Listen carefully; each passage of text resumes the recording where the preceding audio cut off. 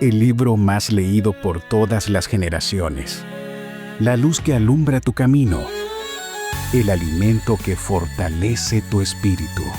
Narrado por Wendy Necio Sub, la Biblia en 365 días. 21 de septiembre, día 264 de este viaje emocionante de fe por la Biblia en 365 días. El tema de hoy es: cuando el miedo ruge, Dios responde. Hoy llegamos a un pasaje que nos recuerda que, aunque las amenazas del enemigo parezcan ensordecer nuestra fe, la última palabra siempre la tiene Dios. Las lecturas que nos acompañan el día de hoy las encontramos en Isaías capítulo 37, verso 1, hasta el capítulo 38, verso 22. Gálatas capítulo 6, versos del 1 al 18, el Salmo 65, versos del 1 al 13, y Proverbios capítulo 23, verso 24. En Isaías capítulos 37 y 38 vamos a ver a un rey rodeado de cartas intimidantes, cartas amenazantes, diagnósticos mortales. Pero al extender su quebranto en oración, al llorar delante de Dios, Ezequías descubrió que un solo suspiro delante de Dios tiene más peso que un ejército entero. Cuando el miedo ruge, la voz de Dios responde con paz, con esperanza y con vida. Y hoy quiero compartirles algo muy personal. El 20 de septiembre, a las 10 de la mañana, mi querida sobrina Gracia partió a la presencia de Dios. Ella fue una guerrera, una niña valiente, hermosa, adoradora, una fiel oidora de este podcast. Pertenecía a esta comunidad. Me decía con tanto cariño: tía, me encantaron los audios y las oraciones de los niños. Gracias, tía, hoy amanecí muy bien, escuchando el podcast junto a mi mamá. Gracias por la oración hermosa que me mandaste. Hoy su voz resuena en mi corazón como un recordatorio de que la semilla de la palabra de Dios nunca se pierde. A veces uno dice, pero es un niño no entiende, un niño no está escuchando con tanta atención, pero la verdad es que de ellos es el reino de Dios. Hoy la pequeña Gracia está en los brazos de Jesús, disfrutando de esa vida eterna que Dios tiene para nosotros. Yo quiero darle las gracias a todos los que me han acompañado en este proceso duro y han acompañado a los padres. Ahora les pido que oren por esta querida familia Navarrete Espinosa, porque ellos no se quedan solos, ellos se quedan con el Señor. El Señor es su fortaleza, es su consuelo, es su ayuda. Hoy oro por los hermanitos de Gracia, por Joyce, por Pierito, por Manuel y por Claudia. Que Dios fortalezca a esta familia a la que amo tanto. Y hoy quiero compartirles la historia de Amy desde Pátzcuaro, Michoacán, México. Ella lleva 13 años con su pareja. Al inicio de la relación, siendo adolescentes y sin madurez espiritual, vivieron momentos muy difíciles. Incluso Amy cayó en desesperación y buscó en lugares equivocados.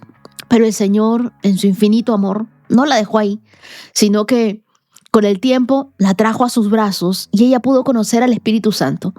Más adelante, Amy y su esposo decidieron formar una familia, pero los diagnósticos médicos parecían cerrarle todas las puertas.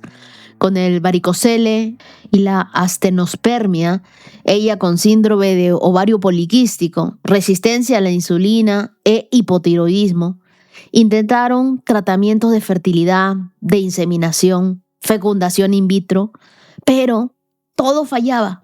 El dolor era grande y por un tiempo decidieron parar. En enero de este año, ella tuvo que pasar por una cirugía muy complicada, donde incluso intentaron canalizarla más de 10 personas sin éxito. Hasta que apareció una enfermera que con fe dijo: en el nombre de Dios, en este piquete sí se va a poder. Y lo logró. Amy la buscó después, pero nunca más la encontró. Ella cree que fue un ángel enviado por Dios. Durante su recuperación, conoció este podcast a través de TikTok, increíble, y comenzó a escuchar la palabra de Dios cada día. Su fe empezó a crecer y en julio de este año retomaron el tratamiento y el 12 de septiembre le transfirieron su embrioncito. El 19 de septiembre recibió el resultado de su primera beta, positivo. Ella misma comparte un verso que está en 1 de Samuel capítulo 1 versos 27 y 28 que nos dicen: le pedí al Señor que me diera este niño y Él concedió mi petición. Ahora se lo entrego al Señor y le pertenecerá a Él toda su vida. Es la oración de Ana para Samuel. Amy hoy agradece a esta comunidad que estuvo orando por ella, por su proceso, y quiere decirles a todas las Elizabeths y a todas las Anas que no se rindan, porque Dios es un Dios de promesas, es un Dios que cumple su propósito en cada uno de nosotros. Amy, gracias por abrir tu corazón con nosotros. Yo quiero decirte algo. Tu milagro no empieza el día que tú recibes el resultado positivo. Tu milagro comenzó el día en el que Dios escribió tu historia en el cielo. Este bebé es una promesa, es una respuesta y sobre todo es la herencia de Dios para ti.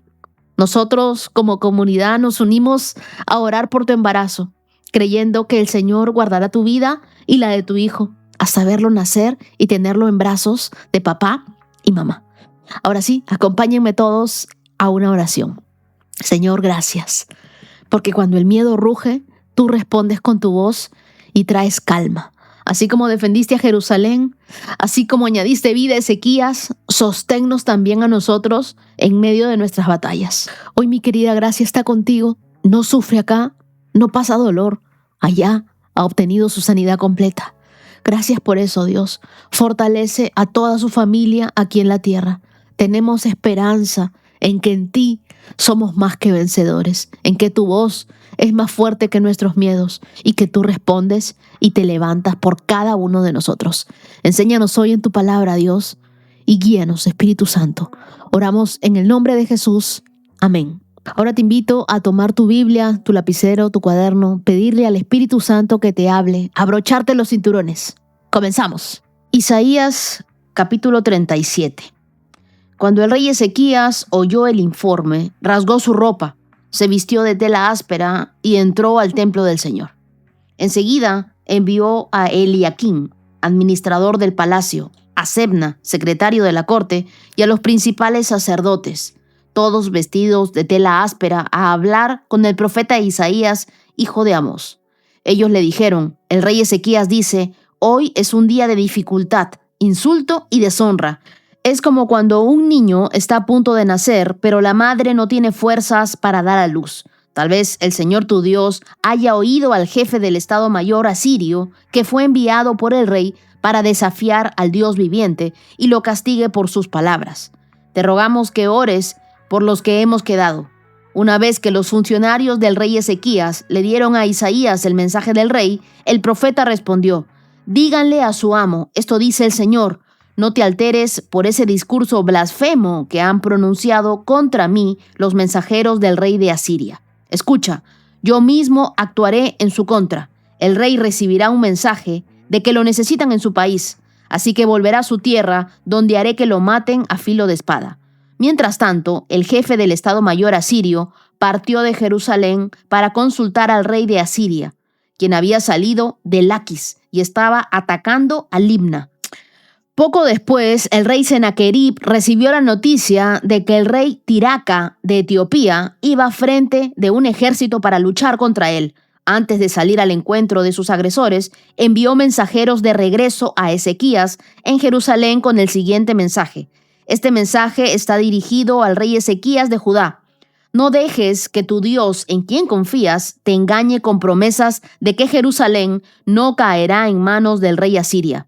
Tú sabes perfectamente bien lo que han hecho los reyes de Asiria en todos los lugares donde han ido. Han destruido por completo a todo aquel que se ha interpuesto en su camino.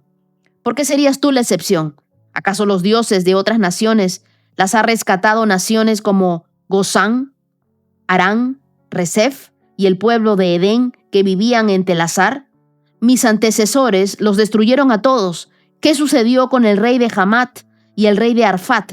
¿Qué les pasó a los reyes de Sarfabaim y de Jena y de Iba? Después de recibir la carta de mano de los mensajeros y de leerla, Ezequías subió al templo del Señor y desplegó la carta ante el Señor. En presencia del Señor, el rey hizo la siguiente oración: Oh Señor de los ejércitos celestiales, Dios de Israel, Tú estás entronizado entre los poderosos querubines. Solo tú eres el Dios de todos los reinos de la tierra. Solo tú creaste los cielos y la tierra. Inclínate, oh Señor, y escucha. Abre tus ojos, oh Señor, y mira. Escucha las palabras desafiantes de Sennacherib contra el Dios viviente. Es cierto, Señor, que los reyes de Asiria han destruido a todas esas naciones, han arrojado al fuego los dioses de esas naciones y los han quemado. Por supuesto que los asirios pudieron destruirlos, pues no eran dioses en absoluto, eran solo ídolos de madera y de piedra, formados por manos humanas. Ahora, oh Señor, nuestro Dios, rescátanos de su poder. Así todos los reinos de la tierra sabrán que solo tú, oh Señor, eres Dios. Después, Isaías, hijo de Amós, le envió a Ezequías el siguiente mensaje.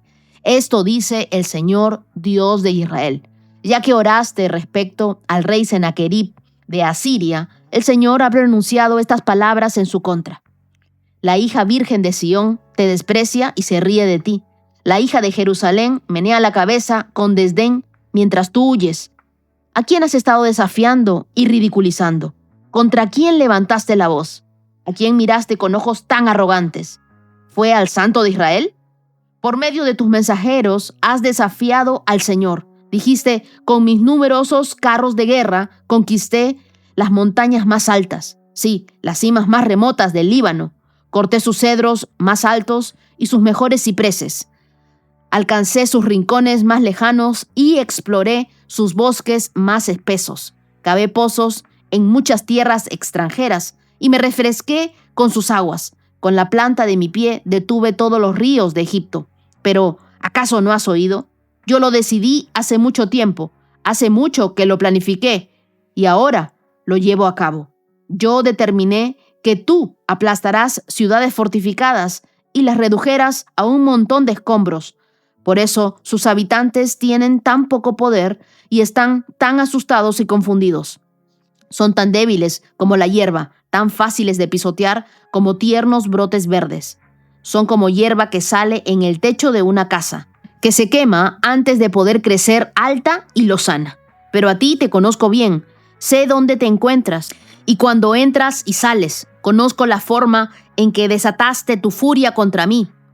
Por esa furia en mi contra, y por tu arrogancia, que yo mismo oí, te pondré mi gancho en la nariz y mi freno en la boca. Te haré regresar por el mismo camino por donde viniste. Luego, Isaías le dijo a Ezequías, esta es la prueba de que es cierto lo que digo. Este año ustedes solo comerán lo que crezca por sí mismo, y el año próximo comerán lo que de eso brote. Sin embargo, el tercer año plantarán cultivos y los cosecharán, cuidarán de sus viñedos y comerán de su fruto. Y ustedes, los que quedan en Judá y los que han escapado de los estragos del ataque, echarán raíces en su propio suelo, crecerán y prosperarán. Pues desde Jerusalén se extenderá un remanente de mi pueblo, un grupo de sobrevivientes desde el monte Sión. El ferviente compromiso del Señor de los ejércitos celestiales hará que esto suceda. Y esto dice el Señor acerca del rey de Asiria. Sus ejércitos no entrarán en Jerusalén, ni siquiera lanzarán una sola flecha contra ella. No marcharán fuera de sus puertas con sus escudos, ni levantarán terraplenes contra sus murallas. El rey regresará a su propia tierra, por el mismo camino por donde vino. No entrará en esta ciudad, dice el Señor. Por mi propia honra y por amor a mi siervo David, defenderé esta ciudad y la protegeré.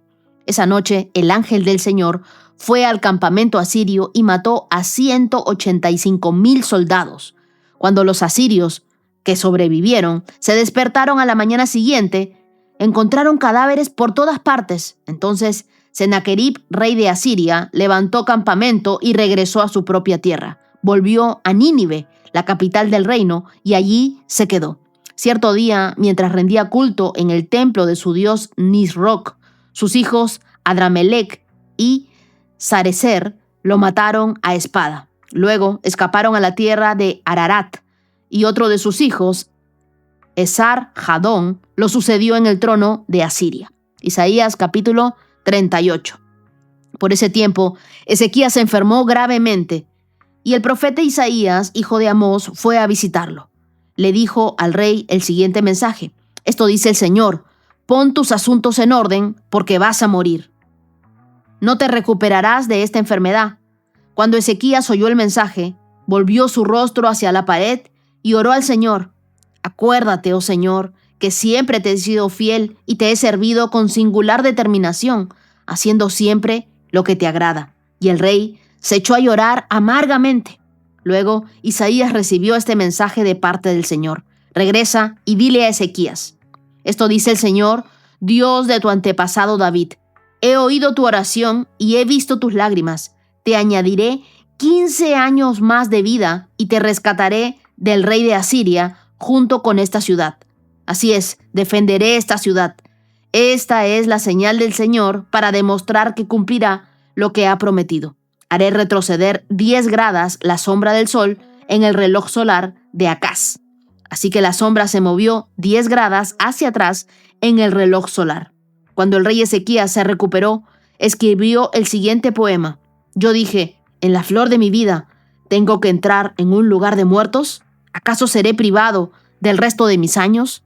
Dije, nunca más veré al Señor, Dios, en la tierra de los vivos. Nunca más veré a mis amigos, ni estaré con los que viven en este mundo.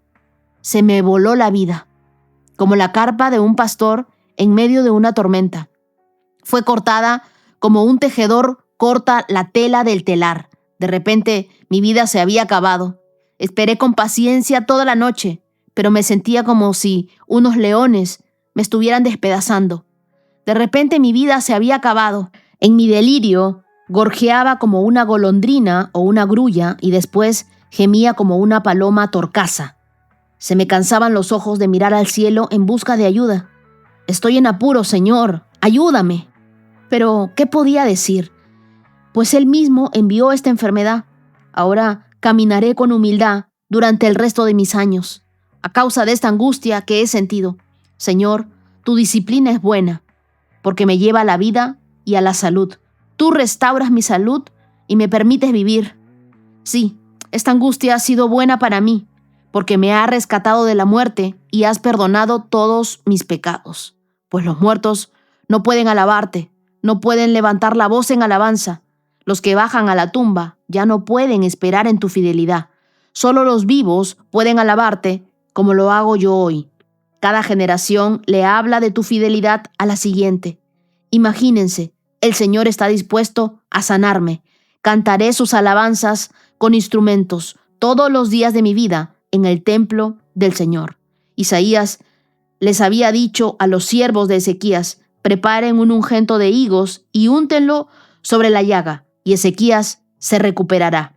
Y Ezequías había preguntado: ¿qué señal probará que iré al templo del Señor? Es bastante difícil leer estos pasajes precisamente en este tiempo. Isaías capítulo 37 y 38 nos coloca en un momento de gran tensión espiritual y también histórica. El asedio asirio contra Jerusalén bajo el rey Sennaquerib y las crisis personales que tenía el rey Ezequías. Este pasaje une la oración ferviente con una intervención milagrosa de parte de Dios y también la restauración en medio de la desesperación. Los asirios, bajo Sennaquerib, eran el imperio más temido del siglo VIII a.C. Su estrategia incluía campañas de terror psicológico, porque acordémonos que ellos enviaron cartas, enviaron mensajeros, y todo lo que ellos hacían era amenazar para quebrar la moral de todo el pueblo. En Isaías capítulo 37 se nos muestra la diferencia entre la arrogancia del imperio humano y la confianza en la soberanía de Dios. Jerusalén parecía una ciudad débil frente al poder militar asirio, pero Dios no se mide en números, tampoco se mide en ejércitos. Ezequías, al recibir la carta de amenaza, lo primero que hace es llevarla al templo y la presenta delante de Dios. Es lo que nos dice el verso 14. Él le dijo a Dios, en presencia del Señor, el rey hizo la siguiente oración: oh Señor de los ejércitos celestiales, Dios de Israel, tú que estás entronizado entre los poderosos querubines, solo tú eres el Dios de todos los reinos de la tierra. Solo tú creaste los cielos y la tierra. Inclínate, oh Señor, y escucha. Abre tus ojos, Señor, y mira. Escucha las palabras desafiantes de Sennacherib contra el Dios viviente.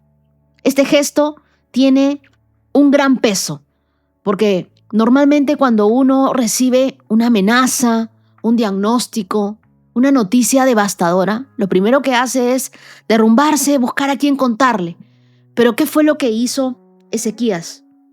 Corrió a la casa de Dios y en la presencia de Dios abrió su corazón y le dijo: mira todo lo que me está sucediendo, mira todo a lo que me tengo que enfrentar. Señor, te necesito en este momento de mi vida. ¿Qué es lo que nos enseña este pasaje? Que la oración debe ser nuestra primera respuesta. Si hay algo que hoy te pesa, si hay algo que hoy te abruma, debemos extenderlo en la presencia de Dios, hablarlo con Dios, no cargarlo en silencio. Ezequías se rasga las vestiduras, se cubre con tela áspera y busca a Isaías, el profeta. Y esto revela un principio. Cuando nosotros estamos en crisis, lo primero que debemos hacer no es tratar de manejar las circunstancias, no es tratar de resolverlo en nuestras fuerzas, sino humillarnos, buscar el consejo de Dios y acercarnos a escuchar qué es lo que Él tiene que decirnos. Te das cuenta de que Ezequías eligió escuchar a Dios en vez de dejarse paralizar por el miedo. Ahora les recuerdo que esto ya lo hemos estudiado en Segunda de Reyes, capítulo 19, que es el momento donde Ezequías busca la ayuda del Señor y hace una oración que cambió su historia. La respuesta de Isaías es clara: Dios defenderá a Jerusalén. La diferencia entre las palabras del enemigo y la palabra de Dios es radical. Las primeras infunden miedo, la palabra del enemigo. Y la segunda, la palabra de Dios, nos infunde paz, nos infunde descanso. Una sola palabra de Dios es más que suficiente para encender algo nuevo en ti. Siempre la voz de Dios tiene que estar presente en tu vida frente a todas las amenazas. Quiero que entendamos esto: la liberación no vino con armas humanas, sino con la intervención directa de Dios. El ángel del Señor hirió a 185,000 soldados asirios en una sola noche. Es lo que nos dice el verso 36. Y este es un recordatorio de que Dios no necesita nuestra fuerza para ejecutar su poder. En el capítulo 38 se nos habla sobre la enfermedad de Ezequías. Luego de la victoria, Ezequías cae enfermo de muerte. En su quebranto, él ora con lágrimas y Dios le concede 15 años más de vida. Y aquí vemos que la fe no nos exime de las pruebas físicas, pero sí nos garantiza la intervención de Dios. El cántico de Ezequías refleja gratitud, pero también conciencia de que cada día de vida es un regalo. Ezequías extiende sus cartas ante Dios y lo que nosotros debemos hacer es siempre poner delante de Dios esos papeles que nos atormentan, esos diagnósticos médicos, esas deudas, esas amenazas, esos correos. No los lleves solo, llévalos al altar de Dios. Cuéntaselo a Dios en oración. Haz la misma oración que hizo Ezequías. No te intimides por las voces humanas. Siempre habrán mensajes que buscan aplastar tu fe. Escoge tú lo que Dios te dice, aunque parezca imposible. Cada día es una extensión del favor y de la gracia de Dios. Ezequías cantó en el verso 20 y le dice a Dios: imagínense, el Señor está dispuesto a sanarme. Cantaré sus alabanzas con instrumentos todos los días de mi vida en el templo del Señor. Todos los días. ¿De qué nos habla este pasaje? De aprender a vivir con gratitud diaria. Darle gracias a Dios por la vida, por la salud. Imagina a alguien que está enfrentando un diagnóstico terminal y al mismo tiempo una crisis financiera. Todo parece imposible. Sin embargo, como Ezequías, decide poner esas cartas, esas amenazas en oración. Busca consejo sabio y confía en que Dios puede abrir puertas médicas y económicas. Al poco tiempo, recibe una respuesta inesperada, una provisión, un tratamiento, una fuerza renovada. Eso es lo que Isaías capítulo 37 y 38 nos enseña. La victoria viene de Dios, no de nuestras armas. No es a nuestra manera como Dios va a hacer las cosas, sino es a su manera, en su tiempo. Hoy al estudiar Isaías 38, este pasaje me toca de una manera muy personal, porque para mí, 20 de septiembre, me tocó despedir a mi querida sobrina Gracia Navarrete, por la que muchos de nosotros hemos estado orando en varias ocasiones. Y en medio del dolor, Dios me recordó esta palabra de Isaías: tú restauras mi salud y me permites vivir, me has rescatado de la muerte. Aunque Isaías, él fue sanado y recibió años añadidos de vida, yo entendí que la vida y la salud siempre están en manos de Dios. Y todo lo que sucedió con Gracia, Él lo permitió. Y lo que no sucedió, también Él lo permitió. A veces Él decide prolongar nuestros días aquí en la tierra y otras veces nos llama a su presencia. Pero en ambas realidades, la promesa es la misma. Dios está con nosotros en todo tiempo.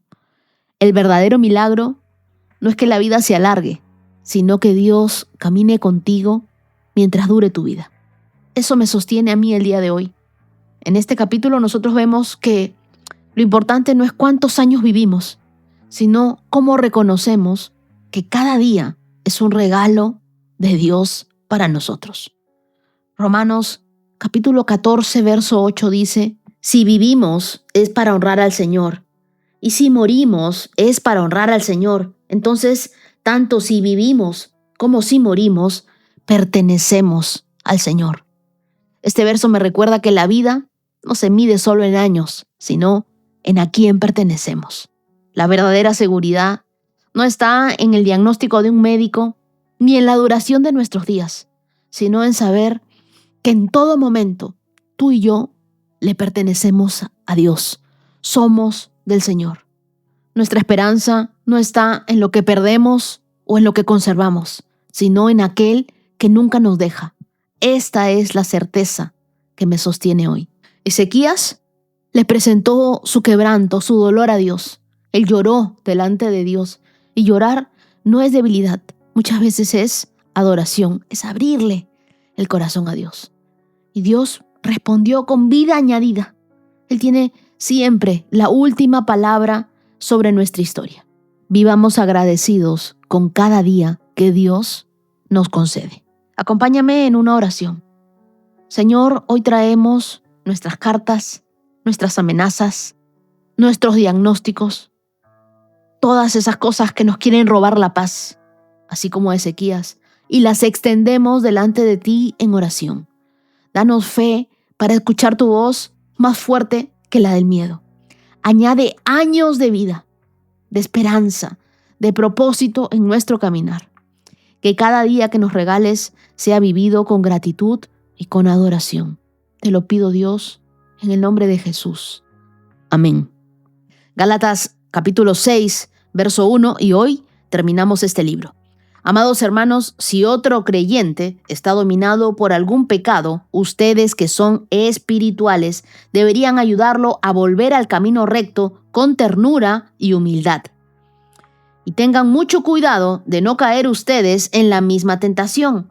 Ayúdense a llevar los unos las cargas de los otros y obedezcan de esta manera la ley de Cristo.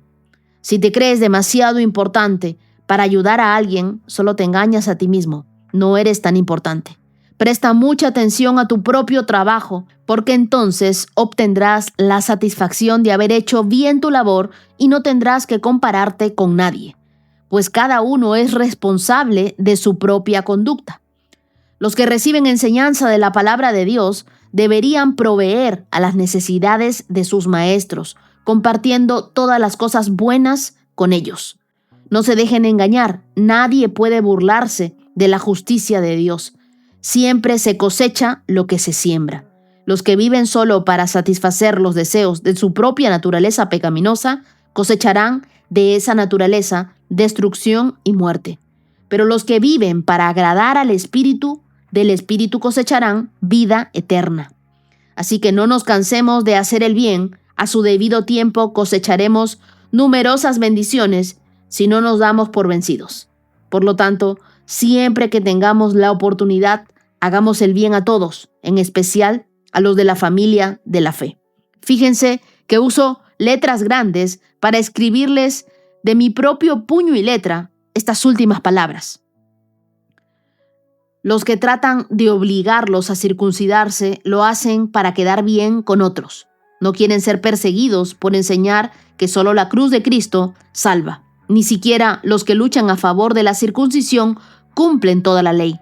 Solo quieren que ustedes se circunciden para poder jactarse de ello y decir a todos que ustedes son sus discípulos. En cuanto a mí, que nunca me jacté de otra cosa que no sea la cruz de nuestro Señor Jesucristo, debido a esa cruz, mi interés por este mundo fue crucificado y el interés del mundo por mí ha muerto. No importa si fuimos o no circuncidados, lo que importa es que hayamos sido transformados en una creación nueva. Que la paz y la misericordia de Dios sean con todos los que viven según este principio. Ellos son el nuevo pueblo de Dios. De ahora en adelante, que nadie me cause problemas con estas cosas, pues yo llevo en mi cuerpo cicatrices que muestran que pertenezco a Jesús. Amados hermanos, que la gracia de nuestro Señor Jesucristo sea con el espíritu de cada uno de ustedes. Amén. Al terminar la carta de Gálatas, Pablo resume el ADN del Evangelio. La libertad recibida en la cruz nos lleva a vivir una vida de responsabilidad mutua. No es una ley que oprime, sino una ley de amor, la ley de Cristo, nos dice el verso 2. Pablo cierra su carta subrayando dos cosas que deben marcar a la iglesia: la restauración con humildad y la ética al momento de sembrar. Si la cruz nos hizo libres, esa libertad se demuestra cuidando a quien ha caído, no condenándolo. El verso 1 dice: si otro creyente está dominado por algún pecado, ustedes que son espirituales deberían ayudarlo a volver al camino recto con ternura y con humildad. Entonces de esto aprendemos que la restauración debe ser con ternura. Pablo no dice castíguenlo. Pablo no dice fulmínenlo. Tampoco dice expúlsenlo con furia. Él dice restáurenlo. Restaurar implica acercarse a quien cayó y cargar su peso el tiempo necesario. Hacerlo con humildad, conscientes de nuestra propia fragilidad. Porque nos dice en el verso 2, tengan cuidado de no caer ustedes en la misma tentación. Hay quienes se levantan a juzgar cuando otro ha caído y no se ponen a mirar que nosotros también podríamos caer en lo mismo. Por eso es que debemos tener humildad. Antes de corregir, examina tu propia vida. Recuerda que cada vez que tú extiendes el dedo señalador, acusador contra alguien, hay 3 dedos que te señalan a ti: el Padre, el Hijo y el Espíritu Santo. Pablo advierte y dice: no se autoexalten. Si tú te crees demasiado importante, solo te engañas. Versos 4 y 5 dice: presta atención a tu propio trabajo. Nosotros no somos llamados a ser jueces de nadie. Acuérdate que somos mayordomos de Dios, que Él nos ha llamado a ser embajadores de su reino. El verso 2 me tocó mucho el corazón porque dice: ayúdense a llevar los unos las cargas de los otros y obedezcan de esta manera la ley de Cristo. No es levantar la culpa del otro para que se siga haciendo daño, sino acompañar en este proceso de transformación, sostenerlo, orar, responsabilizarte, no dejarlo a la deriva y decir, bueno, falló, yo le echo más tierra. No, ayudarlo, restaurarlo. Y luego en el verso 6, Pablo dice, los que reciben enseñanza de la palabra de Dios deberían proveer a las necesidades de sus maestros, compartiendo todas las cosas buenas con ellos. Y aquí nos está mostrando que la siembra no es solo dar dinero, sino responder con gratitud, con honra, donde uno fue nutrido espiritualmente. Debemos aprender a sembrar donde recibimos la palabra. Es una manera de honrar a Dios en medio de aquellos que Él usa para fortalecernos. La cosecha siempre está escondida en la semilla, pero la semilla debe ser colocada en el terreno correcto. El terreno correcto son esas voces que Dios levanta para edificar tu fe, para corregirte con amor, para guiarte en la verdad.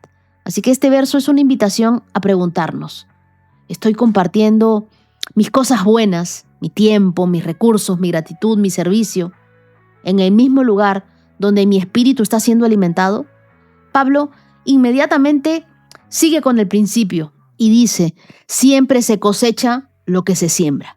Es como si dijera, no olvides que tu futuro está marcado por lo que siembres hoy, y el terreno donde tú siembres determinará la calidad de tu cosecha. Pablo cambia de imagen y habla de la siembra. Nadie se burla de la justicia de Dios. Siempre se cosecha lo que se siembra. Ojo que no es fatalismo, es la ley. Lo que tú alimentas en tu alma produce fruto. Si alimentas la carne, habrá daño. Si tú alimentas el espíritu, habrá vida. Es lo que nos dicen los versos del 7 al 8. La cosecha puede tardar, pero es segura. No te canses de hacer el bien, nos dice el verso 9. La perseverancia en lo bueno es la manera que Dios usa para construir nuestro carácter. Y cuando nos dice hacer el bien, sobre todo a los de la familia de la fe, Pablo nos da y nos recomienda una prioridad. Cuando hagas el bien, empieza por tu familia de la fe. Ojo que no es exclusión del mundo, pero sí es un cuidado especial entre hermanos, entre amigos, entre gente que comparte tu misma fe. En un tiempo de crisis, de enfermedad, de duelo, de pérdidas, esto se pone en práctica. Visitas, oraciones. De alguna forma, Dios te mueve a enviar ayuda. La próxima vez que vayas a corregir a alguien, ora. Examina tu corazón primero. Persevera en hacer el bien. No esperes resultados inmediatos. Siembra. Y te invito a pensar, ¿a quién puedes acercarte el día de hoy y mostrarle ternura, misericordia y no juicio? ¿Qué carga puedes ayudar a llevar esta semana? Ora conmigo hoy y dile, Señor, gracias porque la cruz nos devolvió la libertad para vivir en amor. Danos ojos para ver a aquellos que han caído y ayudarlos. Manos para restaurar, para hacerlo con ternura, con misericordia y sobre todo con corazones humildes. Que nunca nos creamos más de lo que somos. Enséñanos a sembrar vida, a ser generosos con nuestras palabras, a no rendirnos. Haznos una comunidad de gente que carga, que restaura, que ayuda, que celebra la vida que tú das. Oramos en el nombre de Jesús. Amén. Salmo 65. Qué poderosa alabanza, oh Dios, te pertenece en Sión. Cumpliremos los votos que te hemos hecho, porque tú respondes a nuestras oraciones. Todos nosotros tenemos que acudir a ti. Aunque nuestros pecados nos abruman, tú los perdonas todos. Cuánta alegría para los que escoges y acercas a ti, aquellos que viven en tus santos atrios. Qué festejos nos esperan dentro de tu santo templo. Fielmente respondes a nuestras oraciones con imponentes obras. Oh, nuestro Salvador, eres la esperanza de todos los que habitan en la tierra, incluso de los que navegan en mares distantes. Con tu poder formaste las montañas y te armaste de una fuerza poderosa. Calmaste los océanos enfurecidos con tus impetuosas olas y silenciaste los gritos de las naciones. Los que viven en los extremos de la tierra quedan asombrados ante tus maravillas. Desde donde sale el sol hasta donde se pone, tú inspiras gritos de alegría. Cuidas la tierra y la riegas, la enriqueces y la haces fértil.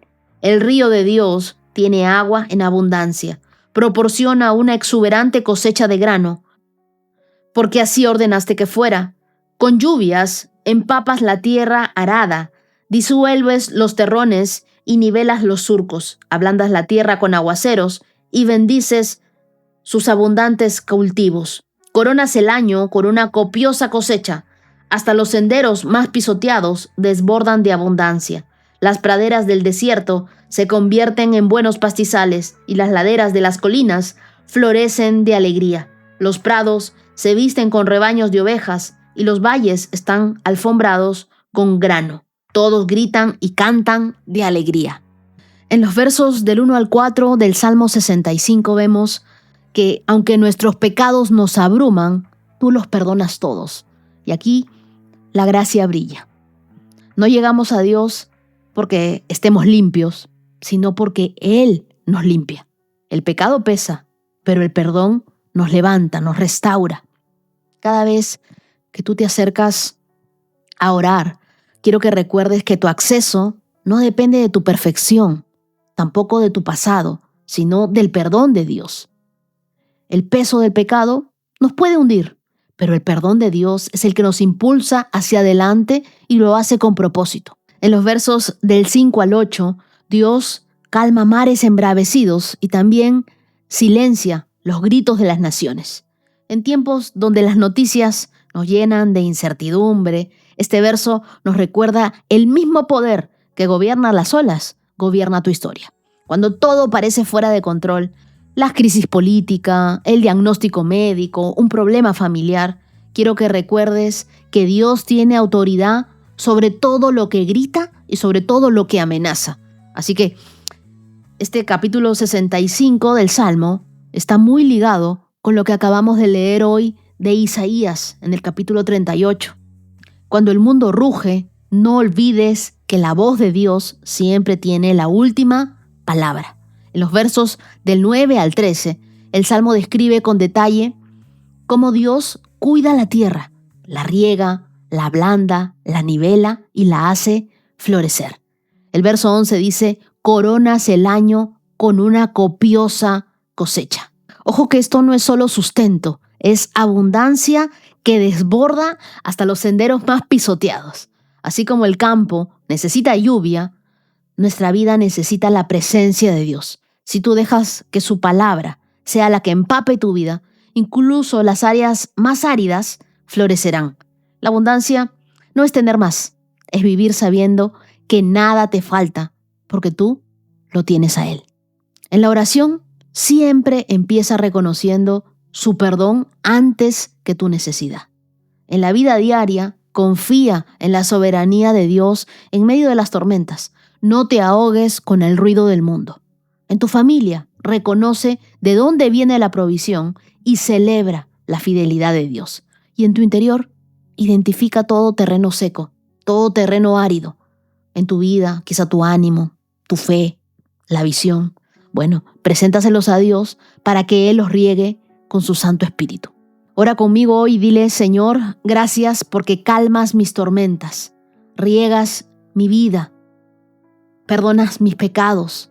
Todo aquello que me abruma hoy se llena de tu presencia. Lléname también de tu abundancia, que mis días terminen con gratitud y que mis años estén coronados con tu provisión. Haz que aún en mis desiertos florezcan con alegría. Te lo pido, Señor, en el nombre de Jesús. Amén. Proverbios capítulo 23, verso 24. El padre de hijos justos tiene motivos para alegrarse. Qué satisfacción es tener hijos sabios. En la cultura hebrea, los hijos eran vistos como herencia y como reflejo del carácter familiar. Para un padre, ver a sus hijos caminar en rectitud era motivo de orgullo y de confirmación de que había sembrado bien en ellos. La palabra justos hace referencia a quienes viven en rectitud conforme a la voluntad de Dios, practicando la justicia en su vida diaria. Y cuando la Biblia nos habla de sabios, no significa simplemente personas inteligentes, sino personas que aplican la verdad de Dios en su vida. La sabiduría bíblica es práctica y se refleja en las decisiones cotidianas. Este proverbio nos recuerda que la verdadera honra a los padres no está solo en obedecerlos, sino en llevar una vida justa y sabia. El gozo más profundo de un padre no proviene de logros materiales de sus hijos, sino de verlos caminar en integridad. Juan lo confirma en el Nuevo Testamento, en 3 de Juan, capítulo 1, verso 4, donde dice, no hay mayor alegría que oír que mis hijos siguen la verdad. El éxito no se mide por lo que logras, sino por la fidelidad de tu legado en otros. Los hijos sabios son la evidencia de un legado espiritual bien sembrado. Si tú eres padre o madre, tu oración constante debe ser que tus hijos amen a Dios y vivan en rectitud. Esa será tu mayor recompensa. Si tú eres hijo, recuerda que tu vida justa es un regalo de alegría para tus padres. Ora conmigo y dile, Señor, gracias porque nos recuerdas que el gozo más grande de un padre es es ver a sus hijos andar en sabiduría y justicia. Ayúdanos a ser hijos que honren tu nombre y que traigan alegría a quienes nos rodean con una vida íntegra. Oramos en el nombre de Jesús. Amén. Día 264, check. Muchas gracias, querida comunidad, por estar aquí conmigo.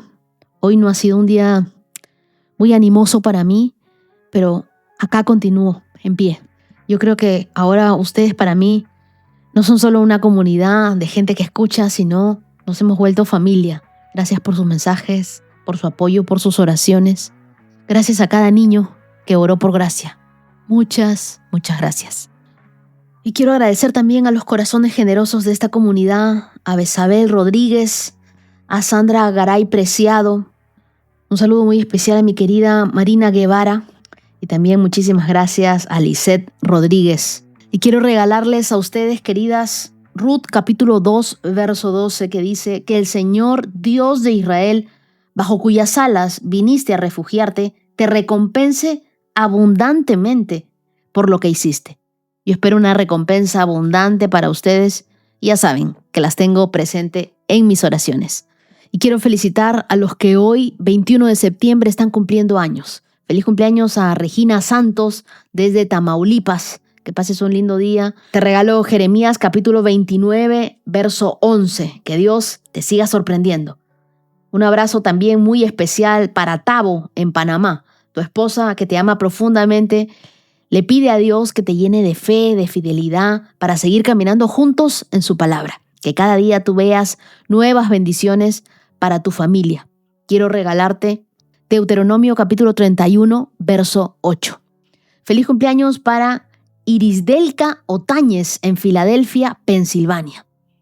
Irisdelka, hoy tu amiga y hermana en Cristo, Lisa Pimentel, me pidió que te salude con mucho cariño. Ella agradece a Dios por tu vida y por cómo tú eres un reflejo del amor donde quiera que vas.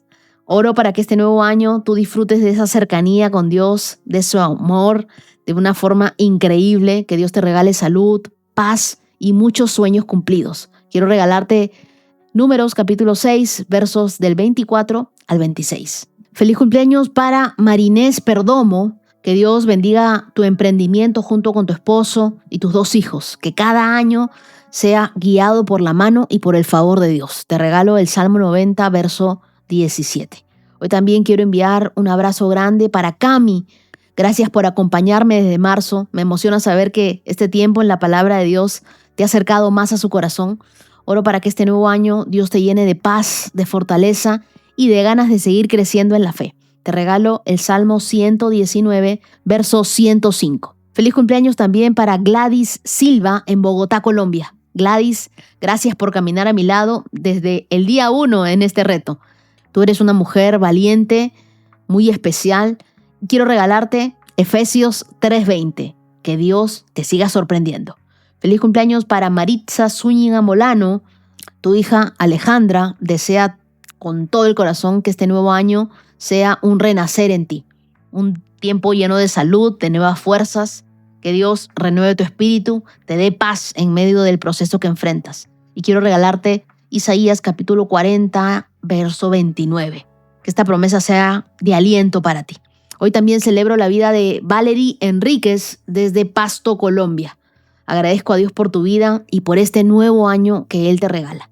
Aunque sé que has vivido tiempo de retos, tu testimonio refleja que la presencia de Dios siempre está contigo y te lleva de victoria en victoria. Oro para que esta nueva vuelta al sol tú puedas ver con claridad el propósito de Dios en tu vida. Te regalo Proverbios capítulo 3, versos del 5 al 6. Celebro también el cumpleaños de Brian Montero desde el sur de Carolina, Estados Unidos, de parte de tu mamá, tu papá y tus hermanos. Dios tiene grandes propósitos contigo. Ellos dicen que te aman con todo su corazón y le piden a Dios que este nuevo año que inicias grandes cosas, siempre vayas de la mano de Dios. Te quiero regalar Proverbios capítulo 17, verso 17. También un saludo a Katy Guarguati, de parte de su hermana Yaini. Recibe un abrazo lleno de amor, de gratitud por tu vida Y quiero animarte a ti, a tu esposo y a tu hijito en esa hermosa misión que tienen, que el Señor les encomendó en Málaga, España. Les regalo Primera de Crónicas, capítulo 28, verso 20. Y les pido que sean fuertes, que sean valientes, que Dios está con ustedes. Muchas gracias, querida comunidad, por acompañarme hasta aquí. No se olviden que el lunes 22 tenemos una cita, una noche con el Rey, donde nos vamos a reunir para celebrar los 265 días leyendo la palabra de Dios. Los espero, que tengan paz. Shalom, shalom. 365 con Dios, con Wendy Necio Sub.